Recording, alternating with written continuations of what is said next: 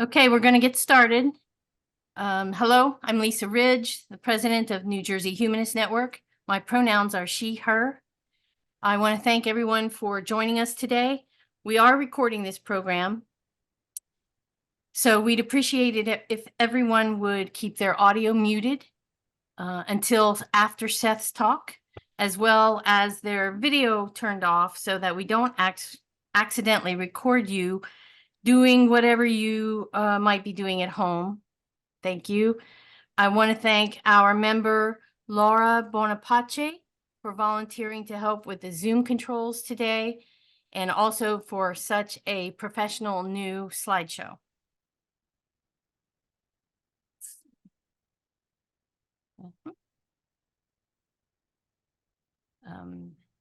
NJHN is a community for secular humanists celebrating our 30th anniversary this year.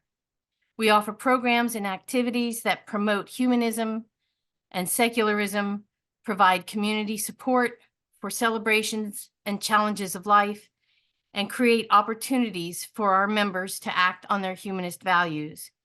We embrace reason, ethics, social justice, and philosophical naturalism. We're committed to our understanding of the universe and solving problems through our compassion, common experience, and civic engagement. And we participate in cooperative efforts with other organizations on issues where we find common ground. We want to share our land acknowledgement, in which we acknowledge that our members are occupying land that is the traditional tribal home of the Lenape tribal nations. This will be our program today with Seth Andrews. I want to tell you about some of our upcoming events. Well, first, I will tell you about the American Atheist Convention. This is our last reminder about the American Atheists 2024 convention being held in Philadelphia next weekend. American Atheists have offered us a $200 discount on the admission price for NJHN members. The convention is a lot of fun with great speakers who are working to protect the non-religious from discrimination and promote secularism. It's nice that the convention is so close to home this year. American Atheists is also providing us with free tabling opportunity. So if you'll be at the convention, please stop by our table and say hi. Go. Here's our calendar. Here's our upcoming events. Our next Exploring Humanism discussion, where we're working our way through the American Humanist Association's 10 commitments. On April 7th, we'll be talking about environmentalism. We are joining up with Red Bank Humanists to participate in Clean Ocean Action's Beach Sweep on April 13th in Bradley Beach, at Bradley Beach. Our monthly dinner will be at the Omega Diner in North Brunswick on April 16th. Our book club will meet on Zoom on April 25th to discuss Mona Eltahawy's recent book, The 7 Necessary Sins of Women and Girls. And this didn't make it on, we didn't get this on the slide, but our April 28th program will actually be a trip to the Wild Earth Fest at the Trailside Nature and Science Center in Mountainside, where we'll meet there at noon. I also want to add that we'll be tabling at the Jersey Pride Festival in Asbury Park on June 2nd. Our annual membership meeting will be on June 23rd. Our summer art and hobby show will be on July 28th. And our summer picnic will be held on August 18th at Duke Island Park in Bridgewater. And info on all of these events are on our website, our Facebook page, our Facebook group, and Meetup, or will be there very soon. So for the second year, we've been in cooperation with the Secular Student Alliance. We are offering a $1,000 scholarship, and we've just finished our fundraising campaign, and we have met our goal of $1,000. So I want to thank all of those who donated this year. So, yeah, there we go. I want to make sure that folks know that this scholarship is available to either students who are from New Jersey or who are enrolling in a college or university, community college, or trade school in New Jersey. And you can go to our website, njhn.org/scholarship, to get all the details and how to apply. Go to the Secular Student Alliance application page. And if you know of someone who would be interested in applying, please share our link with them. So we're frequently adding new merchandise to our spread shop with our two designs, our regular logo and our Pride logo, which has the Pride. It's the circular humanist in Pride colors. Yes, today and tomorrow you can get free shipping on anything, and then in the first week of April, everything is 20% off. Sales of our merchandise are what help us bring speakers like Seth Andrews to our humanist community. It helps even more if you become a dues supporting member of NJHN. Some of those benefits include getting that American Atheist Convention discount and some members only time with Seth after his talk today, which is one of the ways we can say thank you. Everything we're able to do is only possible with our members' financial support. I'll go back and say, this is where you can find NJHN on social media and charity reviews. So we'll have some time for Q&A after the talk. You can either put your questions in the chat, or you can unmute at that time to ask questions, or you can raise your hand using the reaction function. And so now I will introduce our speaker. Seth Andrews is a former evangelical and Christian broadcaster who now hosts The Thinking Atheist, one of the most popular podcasts and online atheist communities in the world. The Thinking Atheist is not a person. It's an icon, an idea, an encouragement to reject faith and embrace reason and evidence as we approach humanity's challenges and opportunities. Seth has authored 5 books, including Deconverted, A Journey from Religion to Reason, an autobiography released in 2012, Sacred Cows, a lighthearted look at belief and tradition around the world, released in 2015, Confessions of a Former Fox News Christian, released in 2020, and his most recent, Christianity Made Me Talk Like an Idiot, released in 2012. He is also, unsurprisingly, an excellent audiobook narrator, including his own Ghost Stories, Original Tales, and Ghostly Urban Legends, released in 2018, and at least 8 other audiobooks that I could find on Audible. He also hosts a second podcast, True Stories with Seth Andrews, a short-form podcast with strange and fascinating facts behind famous people and everyday things, inspired by the classic radio program Paul Harvey, The Rest of the Story. With a mix of humor and heart, Seth has spoken for audiences large and small in the US, Canada, Europe, and Australia about his former faith, the promotion of science and skepticism, the importance of humanism in this often crazy world, and why we should all pursue a personal relationship with reality. Seth lives in Oklahoma with his wife, 2 dogs, and a cat. He's a popular speaker, and it's great to have him with us today. Welcome, Seth. It's an honor to be here. Thanks for a lovely introduction. I'm not sure I can live up to it, but it always sounds lofty when you read the details out loud, and I'm like, wow, that guy might be interesting. And then I realize it's me, and I'm a bit terrified. So, but no, it's great to be here. Thank you. Would you like me to begin my presentation just right here before we open it up to everyone else? I'm at your disposal today. I work for you. So yes, please do. Okay.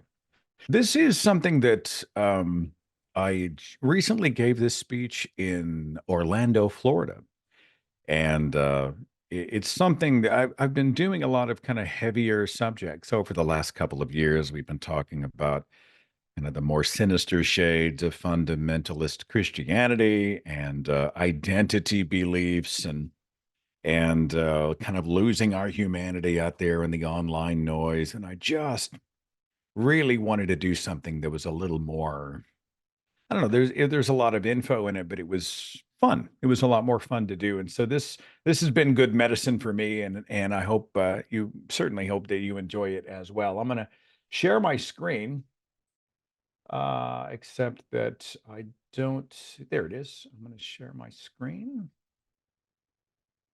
so that you can see my slides. And I need someone to just verify that that screen is in fact being shared. Do you see the Thinking Atheist logo? Somebody give me a nod and a smile. Yes, it's working. Wonderful. Okay.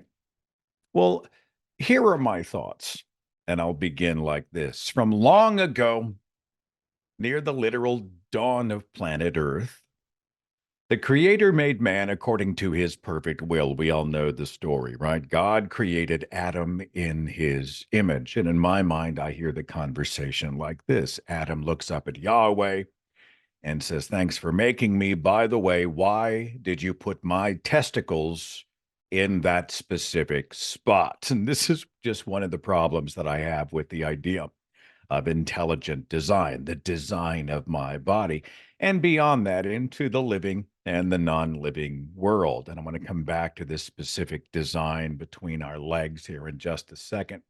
The Bible and its defenders keep saying that I am molded by the hand of the potter, right? I am the work of God's hand. By now, O Lord, you are our Father. We are the clay.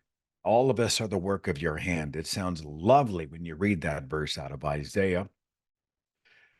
Intelligently designed. The ID claim is this: you and I and everything around us, we are simply too optimized. We're too complex and optimized and wonderful to have simply evolved by natural selection. So it's a foregone conclusion. It's obvious. Everything was drawn in blueprint by a cosmic architect. According to experts, and I say experts from places like the Discovery Institute. What a wonderfully named institution, because who doesn't want to discover things? By the way, the Discovery Institute is not a legitimate science organization. You will not find people at the Discovery Institute published in legitimate peer-reviewed science journals. Mostly they publish for the Discovery Institute their own blogs, and they write specific books that are often published by religious publications or publishers. It's just not a credible place.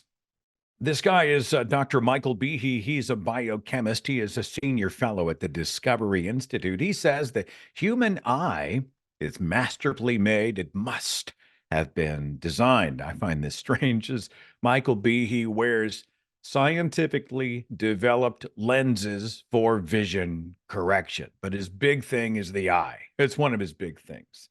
And the eye is also irreducibly complex. And if you've done any engagement with apologists, you've heard the irreducible complexity position. It works like this: a system has a great many complex parts, a lot of gears in the machine, and all of those parts are necessary for the machine to work properly. If you remove any single part, or you break it or alter it, it just doesn't function properly. Irreducibly complex. And I'm using the car analogy here, but Behe says the same thing about the human eye. Every part properly placed. And if you remove or change or break something in there, it just doesn't work properly. And this is evidence of a designer. This guy's name is Dr. Stephen Meyer. He is another irreducible complexity guy. He is a senior fellow at the Discovery Institute. He's written several books, actually. This one's called Signature in the Cell: DNA and the Evidence for Intelligent Design. He says that we are proof of handiwork down to the genetic level. And he has mentioned that this design has a theistic source. Those are his words. A specific deity was behind the blueprint. Like Michael Behe, Stephen Meyer's a Christian. He has the Christian God in mind, as he most recently pointed out on the Joe Rogan show in July of 2023. Always a reliable forum for rich scientific discussions. Joe Rogan, don't even get me started. Joe. Anyway, Stephen Meyer says that the wondrous coding of our DNA proves intelligent design. Mathematician and philosopher Dr. William Dembski spends a lot of time on the religious debate circuit. He is a senior fellow at the Discovery Institute. Again, his thing is design, irreducible complexity. And again, he's wearing glasses for vision correction, which is just awesome. And we got to jump out of DI, the Discovery Institute, for just a second and play one of the classics. We're all familiar with this guy, Ken Ham. Former science teacher, by the way. He just went online this morning and he said that Neanderthals descended from Adam and Eve 4,000 years ago. I got to throw that out there. This man is teaching children. Just terrifying. Anyway, he's mad at the Discovery Institute and other proponents of intelligent design who use more nebulous language about a first cause. There is something that started it all and designed it all, but they don't go into too much detail. That some of that's strategic, especially as they try to wedge their way into public education.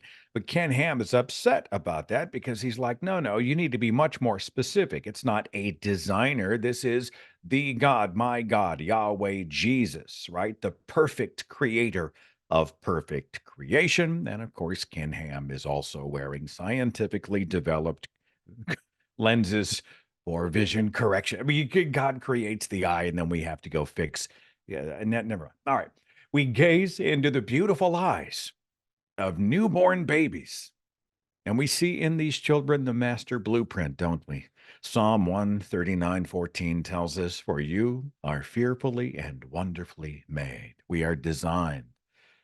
But if we were to be able to communicate with this baby and tell the boy the details of his design and the problems that they might cause him in his lifetime, I suspect he would want to talk to the manager. He'd probably look up at us. He would learn to speak just like that and say, "What in the actual hell? I want to register a complaint." That's my guess, but it's an educated one. This is Dr. Abby Hafer. I recently narrated the audiobook for her. She had published The Not So Intelligent Designer in text and digital form. And I noticed there was no audiobook, and I'd had her on the broadcast to talk about intelligent design. And I was like, oh my goodness, if you ever wanted a narrator to do your book for you, I'd be honored to be involved. She's a great science communicator. She's a professor. She's a zoologist. She is a human anatomy expert. And so she didn't need me, but I was like, if I could participate and you would enjoy that, I would love to team up. And so I narrated the book, which released last year to Audible. And because I was sort of, neck deep in 30 whatever chapters of her examples for quote unquote design, it sort of lit that fire in me. And then I sort of added some of my own ideas, points, opinions, questions about ID. Dr. Hafer has some interesting observation about the quote unquote design of the eye. Here's how it all works in basic form. And I'm leaning on the shoulders of experts here. Light comes in through the lens on the front of the eye. We know this, traveling back to the photoreceptors at the back of the eye. Now let's take a close-up look at the back membrane of that eye specifically. The carrot-shaped objects that you see that I've highlighted in red, those are the cones. They are photoreceptors that perceive color. The rods at the back of the eye, those are the photoreceptors which perceive black and white. But check out what is in front of our photoreceptors. We have several layers of other cells that do not see or service our sight. In fact, they block some of the light that comes in that's needed by the photoreceptors behind them. But wait, it gets even better. You see this yellow layer? These are nerve fibers. They do not respond to light, but they sit on top of the cells that sit on top of the photoreceptors. On top of those is a series of blood vessels. They sit on top of the fibers, which sit on top of the cells, which sit on top of the photoreceptors. And then where the vessels and the nerve fibers converge, we call that the optic disc. This actually creates a literal blind spot in our vision, and the brain has to compensate. Here is an actual image of our eye, and you can see that the vessels all converge right there at the optic discs. Now, somebody explain the wisdom of that design. Dr. Hafer's book actually has a rudimentary exercise where we can find our own blind spots. She has it in text form. It doesn't work up close, but you can Google search Abby Hafer blind spot test, and this will pop up. But let me show you how the test works because it's something anybody can do. You hold this particular figure about 18 inches in front of you, and then you close your left eye. You focus the X directly in front of your right eye, and then you move the image toward your face. As you do that, the O will disappear. You know what creatures don't have that blind spot? The octopus does not, like other cephalopods. It sees better. It sees better in dimmer light. It recognizes polarized light. And oh, look, the blood vessels and the nerve fibers and all those helper cells are behind the photoreceptors. So the brain doesn't have to decode and fill in the blanks and compensate because stuff is blocking other stuff out. Why did we not get this deal if we are God's children? Why would an intelligent designer take a camera and then lay out all of the wiring between the lens and the imaging chip? This makes no design sense. Beyond all of that, geckos have fantastic night vision, 350 times more sensitive to color at night than our eyes are. Eagles, they're amazing. They can see the ultraviolet spectrum with amazing focus and distance vision of up to 2 miles. Imagine being able to see distance of 2 miles. So handy in rush hour traffic. You just look way down there. Oh my God, there's a wreck. Things are backing up. I have time to take the exit. This has practical application, I think. We didn't get it, but the eagle did. Look at this. It is the four-eyed fish, able to simultaneously see above and below water. But let's look at design or evolution or the living world with eyes beyond the observable. What about what's possible? And I have thoughts here because if I was the designer, in my plan, the lenses of our eyes would not lose flexibility and they wouldn't make us far-sighted or have refraction errors that make us nearsighted. I would include sensors in our eyes that would give us UV, maybe X-ray. I don't know, X-ray might get creepy, but it's an option. Infrared.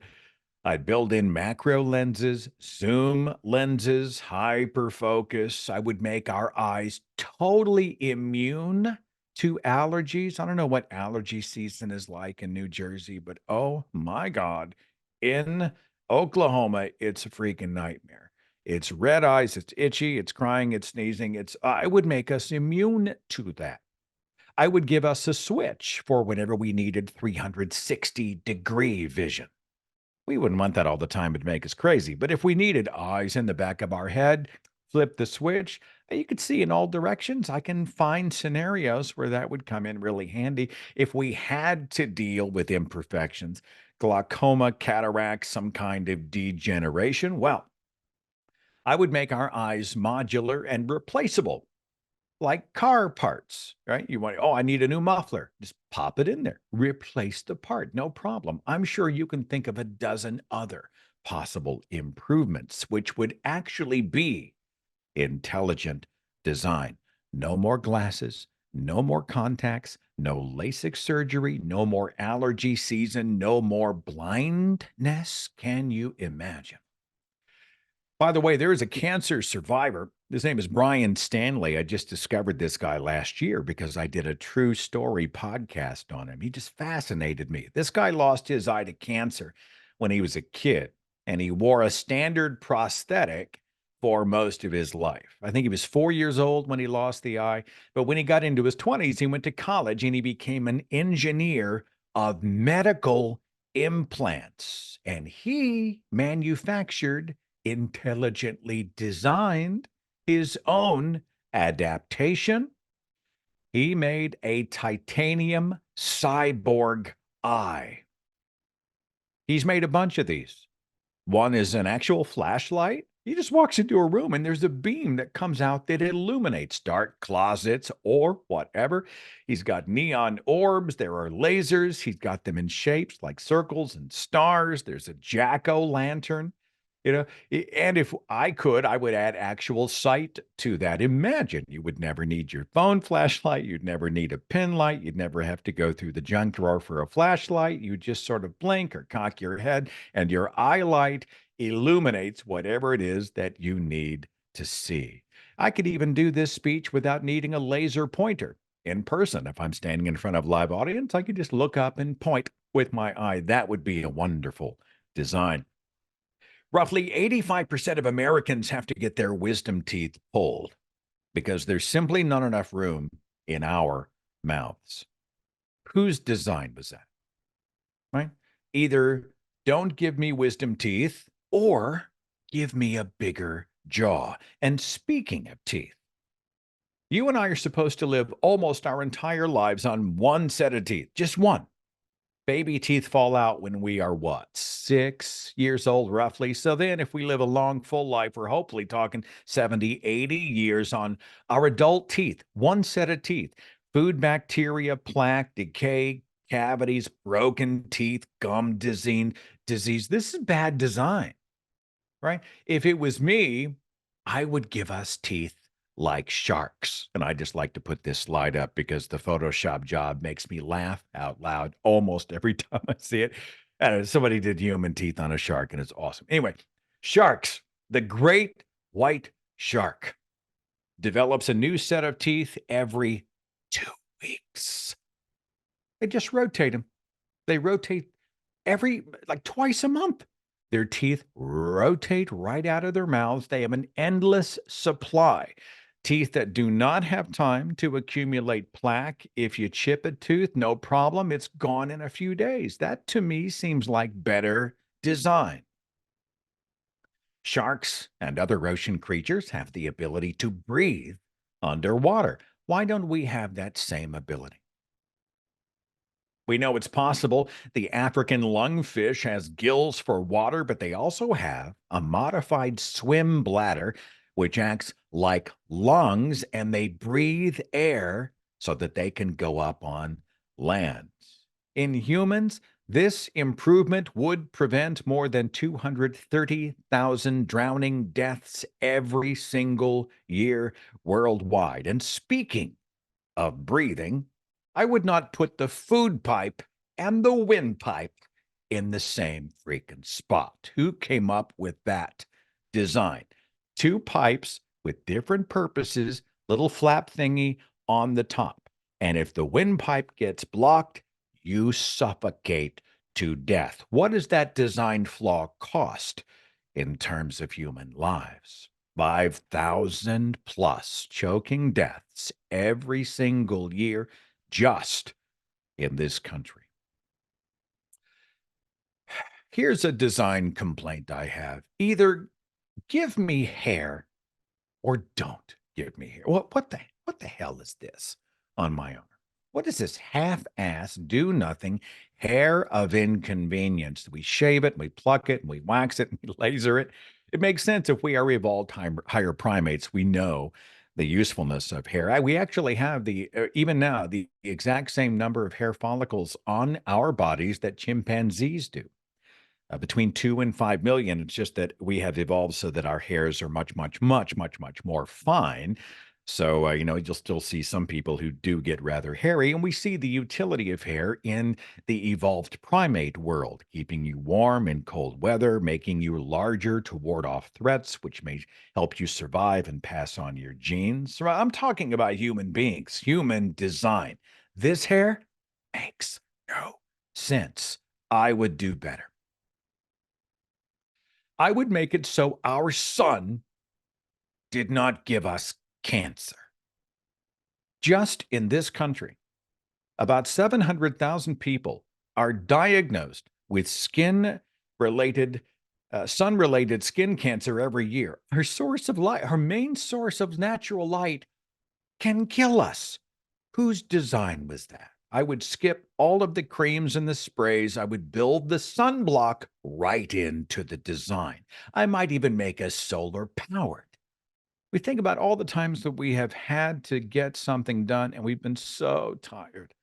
I'm fatigued. I can't sleep. I've got to, or I can't stay awake. I've got to sleep. And then we have to close our eyes. If we were solar powered, we could choose to charge during the day and go as long as we needed to get everything that needed done.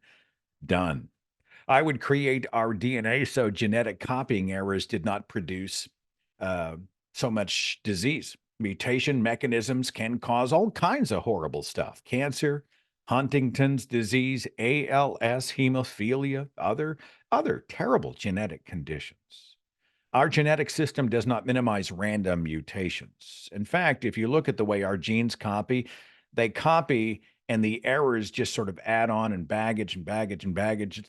Our genetic system doesn't even copy as well as a standard photocopier. I would do better than that.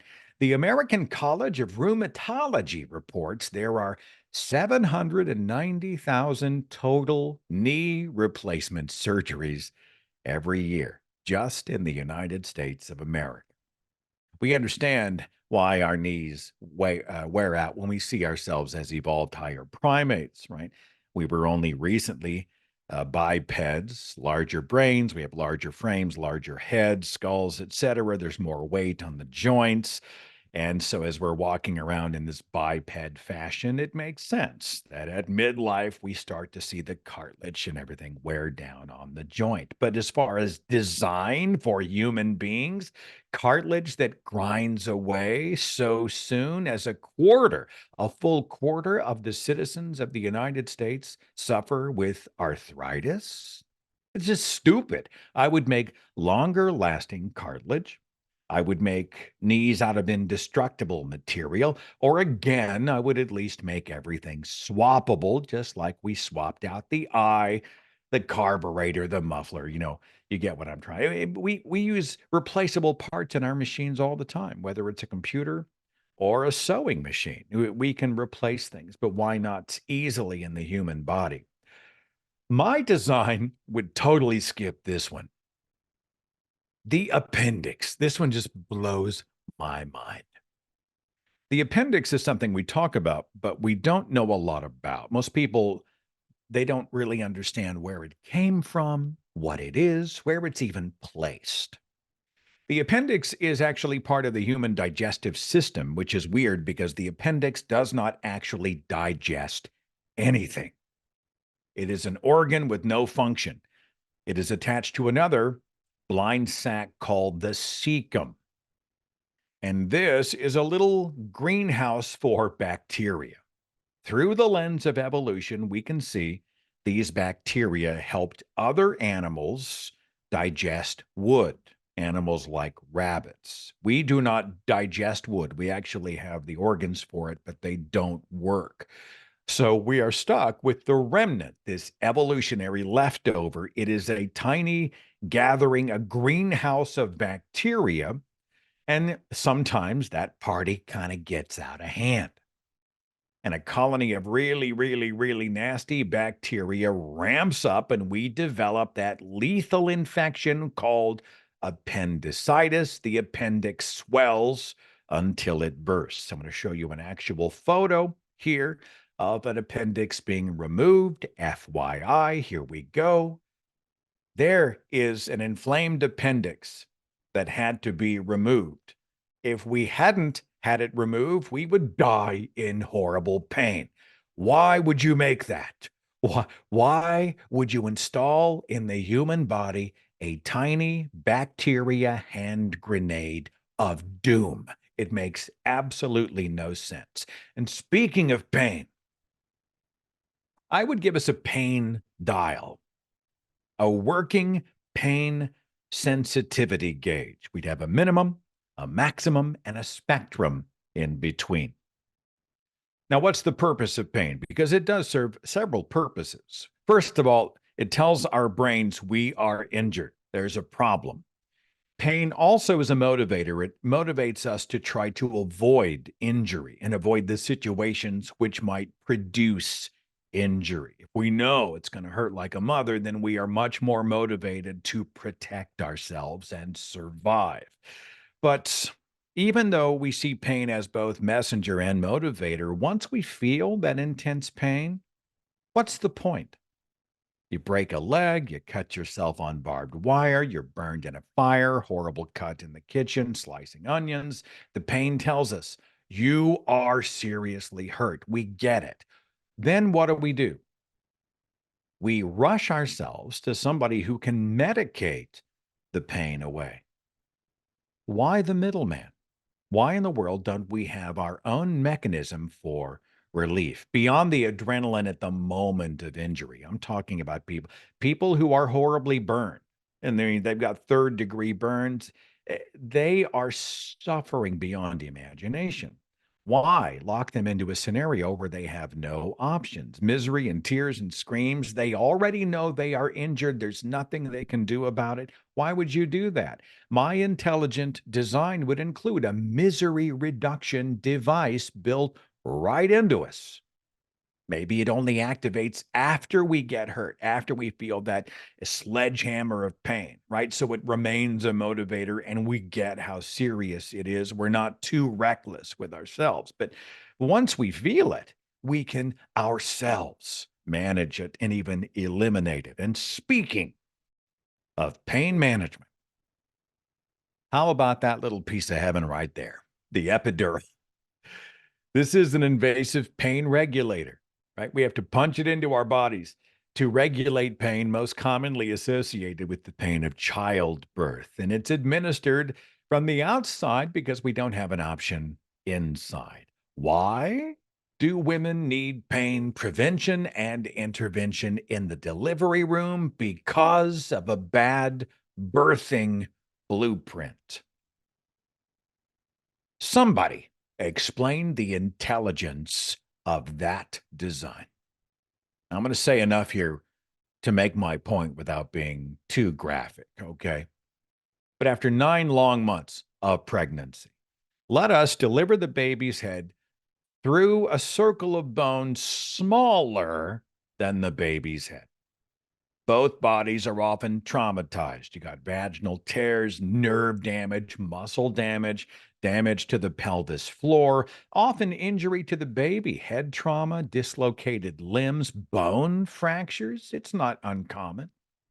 Almost 280,000 women die every year in childbirth. Actually, almost 290,000. That's 800 a day, a death every 2 minutes worldwide. Now, I get that we are mostly talking about underdeveloped countries. The number in the States is closer to 1,200. It's still 1,200 people dead in the age of modern medicine. And how about this potential side effect? For some women, the trauma to the body during childbirth can cause something called fistula. The pressure of the baby's head cuts off blood supply to part of the vaginal wall. So the tissue there is not getting blood and it dies and it leaves a little hole. And then the woman gets the joy of leaking urine or feces out of her body for the rest of her life. Oh, yeah. Yeah, there are better options out there for delivering young. Here's a wonderful example. Why did we not get the same deal as the kangaroo? The kangaroo is awesome. Dr. Haver's book says animals like kangaroos give birth to very small embryo-like young that are placed in a pocket on the outside of the mother's body. This is where they continue their development. At about 4 weeks, kangaroos will deliver the fetus into their warm, comfy external pouch. And the fetus is about the size of a jelly bean. It's just little bitty, okay? And the pouch already has a nipple for feeding, a nipple outside the body, inside the pouch, ready for the fetus. When it grows to 6 months, the little Joey can exit the pouch and come back to the pouch. Exit the pouch, come back to the pouch for another 6 months. Gate privileges, right? And we could design this for human beings. Deliver the fetus into an external pouch that is as small as your fingertip, tiny, tiny little fetus, and voila, you've got no discomfort, you've got no morning sickness, no labor pains, there's no screaming in the delivery room, there's no epidural and Lamaze breathing, there's no breaking, no tearing, squeezing, injuring, certainly no death. I would also make pregnancy an option for men. We just split that load 50-50. Let's share that workload, definitely. And speaking of the human reproductive process, who designed the plumbing? Why do you and I have the same canals for sex that we do for eliminating waste out of our body? What kind of designer puts the sewer and the water slide together on one attraction? I do not get this design. If I did not want men to have foreskins, I would not have designed them to have foreskins. I would have our bodies expel excess calories the moment we hit our daily requirement, right? In my world, once we hit that 1,700, 2,000, 2,200 mark, instead of it sticking to our bellies and asses and everything else, instead of all of that, it would just go. It would just expel out of the body. In my design, chocolate would be a diet food. Sugar would not add pounds or cause diabetes. Think about how many health problems that we would avoid if our bodies were more like food processors instead of food warehouses. It makes sense evolutionarily, but not in terms of design. Another idea. I would make us both right and left-handed. I would not make it so we have a dominant hand that can do almost anything and another hand that can barely hold a butter knife. Whose idea was that? Whose blueprint was that? It makes no sense. I have thoughts when it comes to our memory. I don't know about you, but I'm in my 50s. I forget stuff all the time. Here's one I did just recently. I'm cooking from a recipe on the box. I'm reading the ingredients. I lay it out. I throw the box in the trash. I'm going to the next step. Immediately forgot what the instructions were, and I have to fish the box out of the trash can. I swear to you. But why? And we do this all the time. What was their name? They just told me at a party. I said, "What's your name?" They told me. Why can't I remember? Where did I park? What's my password? No, no. I would not have it so that we immediately lose whatever piece of information just arrived. Our home and business computers have comprehensive filing systems for quick retrieval. Why not our brains? I don't mean we have to remember or know everything or process everything all at once. But if I needed a piece of info, even from decades ago, I could just say, okay, pull up the year, pull up the month, pull up the date, pull up the topic by letter or number or whatever, and I could just grab it from a Google Drive inside my skull. That seems like it would be so incredibly helpful. We could run antivirus programs on our minds, say goodbye to cognitive impairment, Alzheimer's, dementia, depression, whatever. I would have designed us to have the ability to regenerate limbs that are severed. According to the National Institutes of Health, over 57 million people worldwide live with some kind of limb amputation caused by trauma. And then what do, right? We have to have science manufacture our solutions. External replacements that are added on, they're made out of plastic, silicone, titanium, etc. This guy got the better deal. This is the axolotl. He is a large salamander. He's also known as the Mexican walking fish. And he has the ability to regenerate limbs and even his tail. And with that regrown tail, it means regrowing the spinal cord, the backbone, and all of the muscles. It's remarkable. Scientists are now studying this creature in the hopes of decoding the genes, which might one day help human beings to do the same. But I would have built limb regeneration right into the blueprint. Here's one, and this one just popped into my head when I was on the road. I was speaking somewhere and I was in an elevator, and this one occurred to me, so I wrote it down. And this is a little crass, I would make farts smell like croissants. I'm just saying. You know what I'm saying? I would like if we have to have the expellation of gas from the body, from that part, at least give me something that is not so very foul. Anyway, I just threw that in. Beyond that, beyond the human body, there's so much quote unquote design in this world that makes no sense. And I hear a lot of this thing as a point person in the movement talking about, religious claims concerning a designer. Most of it is like, look at the trees, see nature itself, how beautiful and how wonderfully and perfectly fine tuned it is to accommodate the birds and the fish and the insects and sunlight and clouds and rain. It all must be the product of the painter's brush. But you and I know right off the bat that we could do better.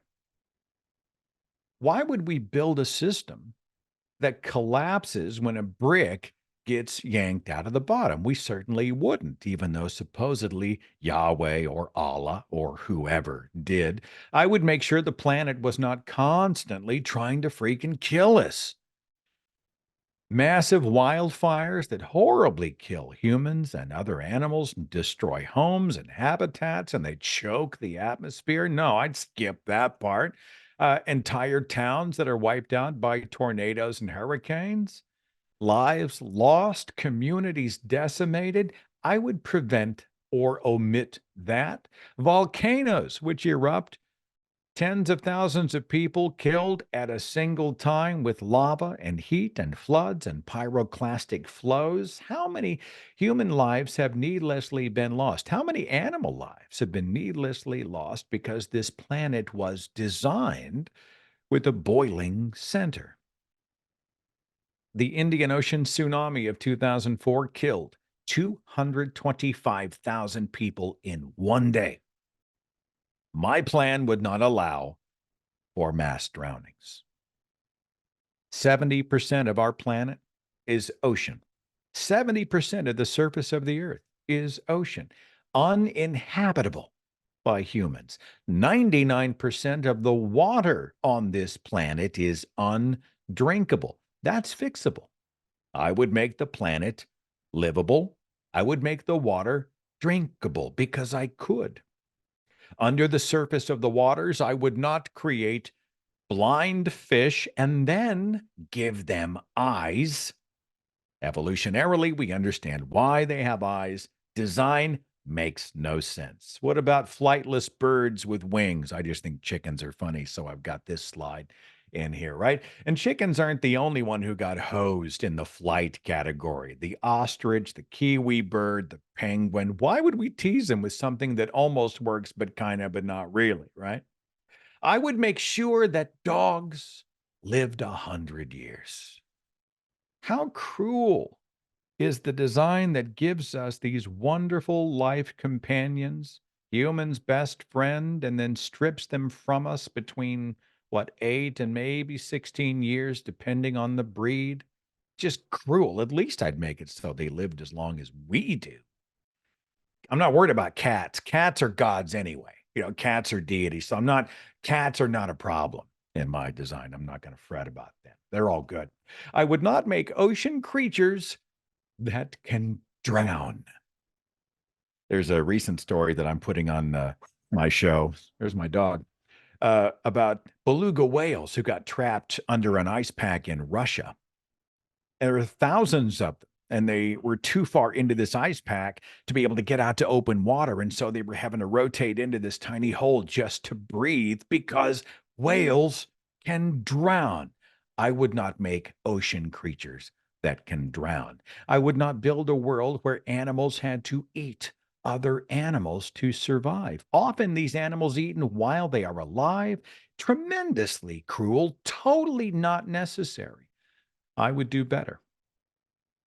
Like maybe I would make vegetable meat, right? Veggies that taste like meat. They're fortified. You could grow in the ground something that tastes like deer, and it's hanging on trees and bushes. You could go and take off a bite of deer, caribou, wild boar, tasting stuff. Same great taste and texture and proteins, vitamins, but you don't have the terror and the trauma and the shredding and all of that going on. And this could work for us as well, right? We would grow non-animal meat on trees. Honey, I'm going out to the garden. I'm going to go get some rack of lamb or some prime rib or whatever. It's ripe. It's on the vine. I'm going to go get it. I'll be right back. And then we'll cook it up for dinner. Totally intelligent design. It's all gain, zero pain. Here's kind of an intense slide, FYI, but this is a real creature in our living world. It is called the Loa Loa worm. It lives inside. I would skip creatures, parasites that live inside eyeballs. I would not conjure this little guy. This is a parasitic mushroom. It's called the cordycepsis, also known as the zombie mushroom. These things infect ant brains, and they eat out the inside of the ant, and then they grow out of the skull of the ant, releasing spores, and those spores go out and they infect more unsuspecting ants. Who thought that up? What kind of a twisted designer said, wow, that'll be awesome? It makes no sense. Check out the antenna on this snail. That's not antenna.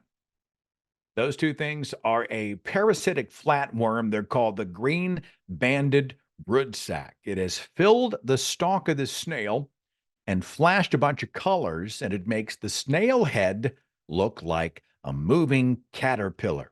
And there's some video so you can see it, right? So the birds are flying over. They might normally miss the snail, but aha, now it has been drawn to my attention. Predator birds come down, eat the snails. The parasite then releases its eggs into the bird droppings. Then they can go on and hatch and infect other snails, and the cycle continues. Yes, I would skip this one in my design. Here's one. Did you know that the giraffe has a laryngeal nerve that connects the brain to the larynx? It's amazing. It only has to travel about 12 inches, maybe 15 inches. It only has to travel this far. But in the giraffe, it actually goes way, way, way, way, way down to the bottom of the neck, and it wraps around the heart and then travels way, way, way back up to the top to make its connection. We're talking 12 to 15 feet instead of 12 inches. Evolutionarily, we understand how this happened. But optimized, intelligent design, it makes no sense. I would do away with mass extinction events. And here's a list of just some of the mass extinction events that scientists have measured throughout our history. Right now, there are 15,000 species on the brink of extinction. Why create a creature that will go extinct? Scientists estimate that at least 99.9% of all species of life, plants and animals that ever lived, are now extinct. Why would I build extinction or endangerment into my master plan? Now, here is where the ID crowd, the apologists, jump in. And in this country, they're mostly Bible believers talking about Christianity. And they say, well, God's off the hook on all of this stuff because it's not his fault. The inefficient stuff, the bizarre stuff, the awful stuff. Well, they weren't originally bad. They only exist today because thousands and thousands of years ago, a couple of cosmically conjured garden nudists chatted up a talking snake and then engaged in a rebellious act of fruit munching. And this angered God so much that he just essentially decided to hand over all of his paperwork to his arch nemesis. And he said, "Fine, you take over." Right. And those who were looking up for a sign from God. Why? What's going on? Why would you do this? The all knowing, all loving, omnibenevolent Father, we're looking for a sign, and all we get in return is kind of this thing, right? We were born sinners. So God got mad. He took his ball and he went home. He wants to intervene, but he just can't. We're like the bad kids in the store. We broke the fine china, so if we walk barefoot on the shards and get caught, it's our own fault. This is really sadistic.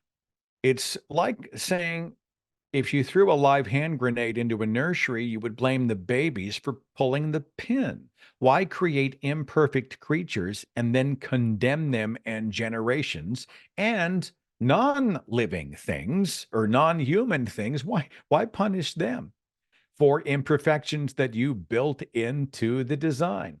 And then there's the Mother Teresa claim, the claim that suffering builds our character. Intelligent design has built in an allowance for ills and evils because only against those great evils can God demonstrate his goodness, right? You have to have the bad so that God can counter it. I also think this is really, really, really offensive. We glory in our suffering because it produces perseverance and character and hope. Tell that to the parents who are now attending in hospitals with 4-year-olds suffering with childhood leukemia, right? This just totally falls apart. I do not think so. Third-degree burns and flash floods and domestic abuse, child leukemia, this is all supposed to produce a greater glory. I do not think so. John Loftus wrote a book called God and Horrendous Suffering. It published in late 2021, and he effectively dismantles a lot of this ID stuff. The character building, these claims about natural laws and free will, and things are only horrible because we have rejected God. It's a fallen world, free will, mysterious ways. And he exposes rightly that there is no scenario that makes it sensible for all of humanity to get constantly kicked in the balls. And this is my awkward segue where I bring it all the way back around to the very beginning of my presentation. Okay. I want to go full circle here. Back to my letter to the manager, my complaint letter. And I want to get a little technical about the testicle. Most of us understand why human male sperm production is housed outside of the body. Our main body temperature is simply too hot. So, to achieve the necessary drop of 3 degrees, the testes are kept separately in a pouch, an external pouch. It's called the scrotum, also known as the scrotal sac. Another medical term for it is the wrinkle purse, which I just think is hysterical. I just threw that in there because the word wrinkle purse makes me laugh out loud. The intelligent designer gave us this. He put this together. Let's do this. Let's take a bag, load it up with uber sensitive pain veins, and then place it in a spot that is super easy to kick. Other animals got a better deal than we did on the testicle. Check this out. Frog testes are protected. They are way up inside the core of the frog body. I like the sound of that, right? That sounds really attractive. Check this option out. They're totally legit. Rats, mice, hares, guinea pigs, they can make their testicles external when it's time to reproduce, but when they are not needed for sperm production, they can retract their balls up into their bodies. Retractable balls. I think this sounds amazing. At the very least, if I was an intelligent designer, and if I was still certain that human testicles had to be external, I would at least give them the same protections as the heart and the lungs, right? The rib cage, the ball cage. I think this makes good design sense. And with my final thought here, let me get all existential on you, because I want to talk about just being alive as an imperfect, evolved creature in an imperfect, evolved world. My body is laid out in its current form because I am a higher primate, the result of billions of years. I'm not designed, but evolved. And there are some people who say, well, if you're just a product of evolution, why bother? If there's not a master designer out there that you have, that you're giving gratitude to or leaning on or whatever, why bother? If there is no heaven, why bother? You know? And I don't get that. And despite the imperfections, despite our many challenges, how is being alive not still wonderful? How is not being part of life, all living things, with relation to all living creatures, both animal and plant? How is that not still wonderful? I'm not the center of all things if I don't believe in a designer out there who's adopted me and has a hidden happy place with mansions and streets of gold and crowns and angels and whatnot. And I'm going to see everybody again later. That there's no evidence for that. I have not been spoon fed my identity or my destiny, my purpose. Fine. I can live with it's not like I have a choice, but I can literally live with that because in this case, the perfect really is the enemy of the good. And it's good to be alive. So good. I'm working on a video right now called The Story of You that talks about how we are carrying with us pieces of the Big Bang, the elements that were formed in the seconds after the singularity. Those elements comprise us. And after we are gone, they will go on to be incorporated into other things. From stardust we came, to stardust we shall return. There's a music and a magic to that many people who are locked into a religious model simply don't get. I can enjoy drawing breath, being alive, connecting, generating purpose, loving those around me, making the most of these finite moments. And that's wonderful enough. Christopher Hitchens used to say, it's wonderful enough.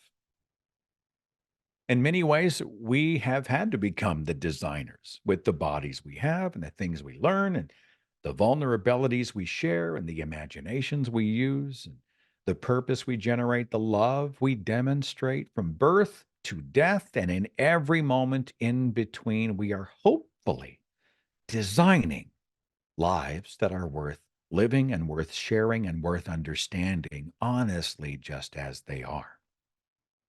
And I honestly give these apologists more credit than they give themselves, because I will bet each of these intelligent design apologists could quickly and easily come up with their own improvements.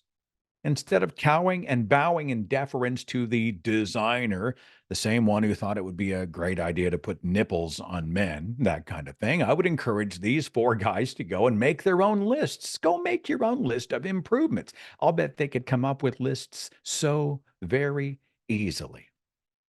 And I would challenge these guys. Be agents of curiosity and challenge, honesty and improvement for humans by humans. I'm convinced they have the creativity, they have the working minds, they have the opportunity, but will they have the integrity? Will they have the honesty, the desire, and the will? And perhaps the better question is, do they have the balls? And that is the end of my presentation today. I certainly hope you have enjoyed, my friends. It's been a real honor to provide that for you today. Let me pull up my screen share option and return things back to my hosts.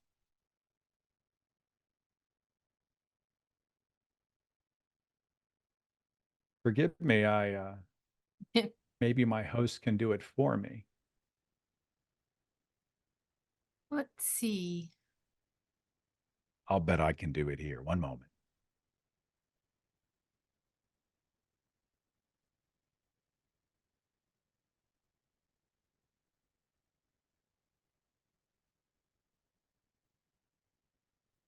Okay. Stop share. There it is. I hope everybody enjoyed that. It's interesting to do it when there's not 150 people in the room, but it's still a fun journey to take. And I think it provides a lot of food for conversation. And I'll bet knowing the skeptics in the audience, the people within the sound of my voice, they've already got their own opinions, maybe some better ideas, better designs, a way to hone certain ideas, which is part of the reason I love this community. But to be able to say, it's wonderful and it's amazing, but it's far from perfect. And sometimes I would like to speak to the manager. I think these are conversations that may help us out there as we engage the ID proponents in our lives. And again, thank you out to the New Jersey Humanist Network for allowing me to give the presentation. And I'm all yours if you have any questions or comments.